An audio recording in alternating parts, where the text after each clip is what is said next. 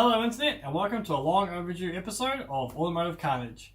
We've been having a few issues with the Silvia lately. Things just haven't been going according to plan, and it's progressing into a much larger build than first anticipated. So today, or tonight I should say, we're just going to play around with the other car that I recently purchased to get me around town, and yeah, we'll show you around, we'll see what's happening.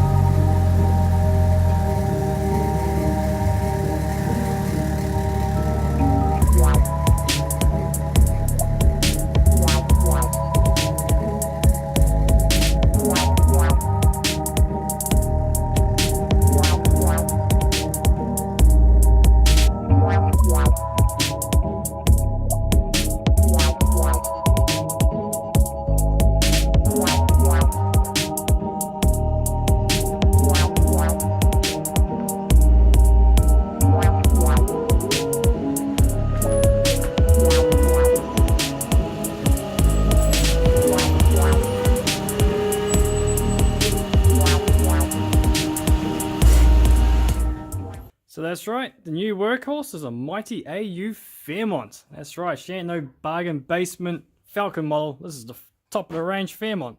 Well, not quite top of range, it's not quite the gear model. But anyway, 4 litre, straight 6, rear wheel drive, does the job beautifully. It has registration, so I can legally drive this on the road. And it doesn't mean skid too. So yes, it does have a pink dot, and that is just my identifier mark. Yeah.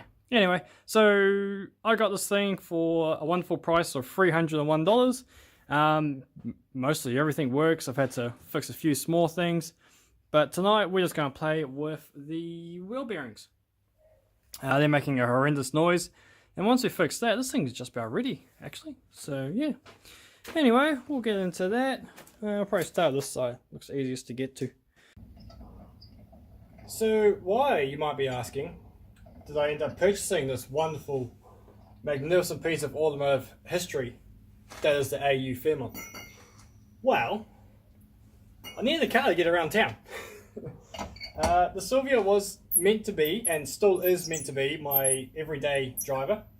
But it's turned into a bit more of a long-term project than I anticipated. So we've had a lot of issues with vacuum leaks and high idles and rough idles and all sorts of things. So we've just about eliminated everything that we can. We have put new gaskets in the intake manifold, we've put a new gasket in the throttle body, we've redone all the clamps on the hoses and the joins, we've cleaned out the idle control valve, we've changed MAF sensors, that didn't do anything. We've checked the timing, we've aligned that correctly. That was out, well, that was advanced 35 degrees, so that was a bit of a problem. And now we've finally got to a point where it wants to idle okay-ish. It's still idling high at about 1500 at cold. I haven't tested it at warm yet, because I'm still waiting on a few other parts before we really see what is going on. So each thing that we do improves it just that little bit. It never really fully solves the problem, but it does get there. So we've completely flushed out the automatic transmission. That is some of the darkest oil I have ever seen in an automatic transmission. It was absolutely filthy. So we flushed that through, but we're still waiting for a new filter kit to arrive. What else have we done? Oh, the water pump is leaking, so we've got a new water pump and thermostat coming. That should be here in a couple of days. What else have we replaced on that thing? I get asked, are you keeping tally of how much you've spent on that car so far? I'm like, no, I really don't want to know. There we go. So, snake. So we will get there eventually. So yeah, in the meantime, we've got this to get us around town. You actually might recognize it from one of the other videos. We've recently replaced the entire exhaust system from the Cadillac converter back, and now it runs like a dream. but there's still a horrible winding sound coming from the front. So I got 2 brand new wheel bearings, one for each side, obviously, and that's what we'll be replacing now. Once I figure out how to get to this main nut. Never worked on a Falcon before. Sorry, I never worked on a Fairmont before. It's a Fairmont with flash. We got the fancy stuff like the cruise control. Anyway, I better get a hammer. I need a hammer. So, our selection of tools tonight is magnetic tray. Yeah. Torch. Stay still. WD-40. Spray that everywhere. Just everywhere. Like that. Hammer. Anyway, hammer. Thingy to pry it open with. And most importantly, beer. Bloody hell. Cheers. Alright, let's see what we can do here. Sure, this is popped off. Already mucking my words up. My problem with wheel bearings is that I never seem to have a bloody socket big enough for the nut inside. So, hopefully, this one's not too big. Hey! What the hell? So El Cheapo Mr. Ford here only used a 12mm bolt to hold your brakes on. that's handy. Not the best tool, but the most versatile in this situation. Sheesh, I'm not holding this on. This bolt's only finger tight. Where's my light gone? That tiny bolt's what's holding your brakes on. That's hardly anything. Calipers, be gone! Hold up, I didn't expect that. We've got twin pots on the front. You know, the more I learn about this Fairmont, the more I quite like about it. Yes, don't tell my family that. They still think I'm Holden through and through. Which I am. For my Mang Mang and my Starling. Anyway, carrying on. Now, how do we get this cradle off? Oh, well, at least that's a bit bigger. Oh! So, let's do it again.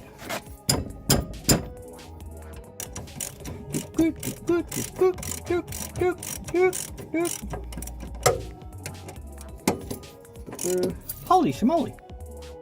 This thing's got ABS. Ha! Come test that out one day. I had no idea. Man, this thing is cheap. And the parts are so cheap. The 2 wheel bearings together cost $90. For 2 wheel bearings, complete units. Like, they're fully sealed with the lugs and everything, so. I mean, it may not be top quality. Stuff it, only drive like 500 meters a day. Okay, maybe 2 kilometers a day. Running back and forth. Anyway, soon we will do it in the blissful wisp of the Fairmont. So good news and bad news. We've got the brake rotor off. Oh, that sounds horrible. That was really seized on there. I don't think it's ever been changed. Yes, that's really bad. But this nut, that's 36 millimeters, and the biggest socket I have available right now is 32 millimeters. So, unfortunately, as of tonight, we have to stop doing this. Really big pain in the bum, but that's okay. We need to put it back together because I still need to drive this car tomorrow. So, I'll work this all back together and then we'll jump under the bonnet because we have some fuses to fix under there. So, I'm going to put this back together. Alright, there we go. Wheels back on and we're back on the ground. So, we're able to operate nicely. So yeah, here we are under the bonnet. 4 litres of straight 6 glory. Unfortunately, this is just the intake. It's not the intake high power. It's not the intake valve control, timing, switcheroo, doodad stuff. Optional bonnet stay from the Bush edition. That's a very rare option, that one. But over this side, where our torch is shining very brightly, we blew the fuse, as you can see by this little cable, for the main, just the main everything. Without this, nothing works at all in this car, and somehow I blew it. So I got a new one inside, except this one is so old it's just disintegrating every time I try to pull it out. So it's going to be a bit of fun and interesting times trying to get it out, and hopefully the new one is the right shape. So here we go again with the tool I don't like using all the time, and I seem to be using it all the time.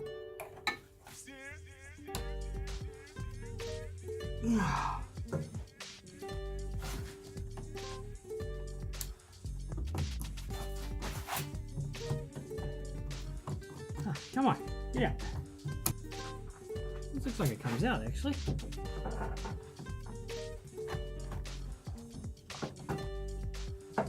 Okay, that might explain why it's not moving. This tells me the fuse I've got to replace this is not right.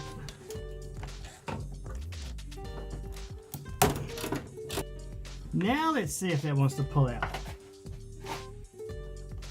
Ah, just like that.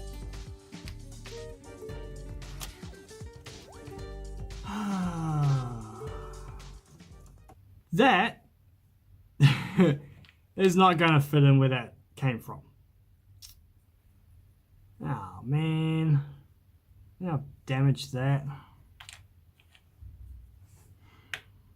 And this is just how it is at the moment.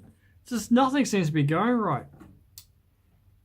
Just nothing is going according to plan. But that happens on the project cars, I guess. I just didn't expect it to happen on this one. That's all. Okay. Well, there's a disappointing episode.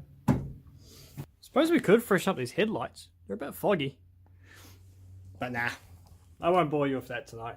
Yeah, there we go. We'll call it quits at that. A bit anticlimactic in this episode, but that's the way it is sometimes with project cars. So tune in next time, and hopefully we'll actually have the right size socket, and hopefully we'll have the right size fuse, and we'll actually be able to get this thing working a bit nicer. Anyway, catch you next time.